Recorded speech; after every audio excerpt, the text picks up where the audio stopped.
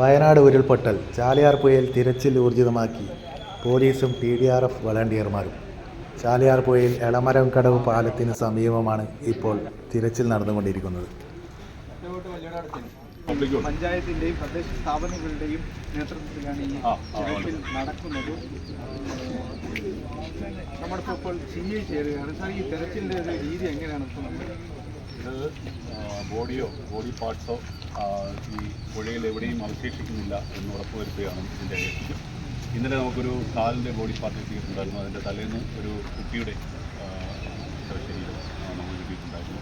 ഇനി ഈ പൊന്തക്കാടുകളിലും മരങ്ങൾ ചില്ലകളിലും തടഞ്ഞിരിക്കുന്ന എന്തെങ്കിലും തടഞ്ഞിട്ടുണ്ടെങ്കിൽ അത് മുഴുവനായി നോക്കുക. അതിന് ഇനി ഒരു ശരീരം പോലും അവശേഷിക്കരുത് എന്നുള്ള രീതിയിലാണ് ഇപ്പോൾ സന്നദ്ധ സംഘടനകളും ജനപ്രതിനിധികളും നാട്ടുകാരും ചേർന്ന് ഈ സർവീസ് നടത്തുന്നത്.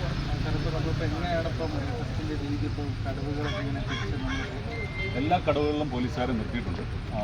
ഈ മടക്ക് ഈ പൊന്തക്കാടുകൾ ആ ഭാഗങ്ങളുള്ള സ്ഥലത്താണ് പോലീസുകാരെ നിർത്തിയിരിക്കുന്നത്. അതേപോലെ തന്നെ നമ്മളിപ്പോൾ ബോട്ടിൽ പോയി അഥവാ ബോഡികൾ എന്തെങ്കിലും കണ്ടാൽ അന്നേരം തന്നെ ബോഡിയിൽ നമ്മൾ റിക്കവർ ചെയ്ത് ആംബുലൻസിൽ കയറ്റി അതിൻ്റെ നടപടികൾ ചെയ്യുന്നു. അതിൻ്റെയൊക്കെ സജ്ജീകരണങ്ങളൊക്കെ വരും. അതെല്ലാം സജ്ജീകരണങ്ങൾ കറക്റ്റാണ്.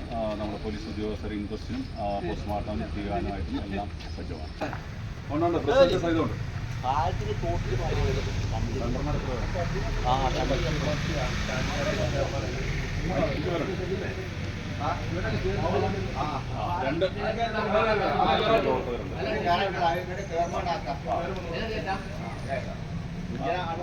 ഒരു എല്ലാ സ്ഥലത്തും നിൽപ്പുണ്ട്. ഒരു 10-20 പേര് വീതമുണ്ട്.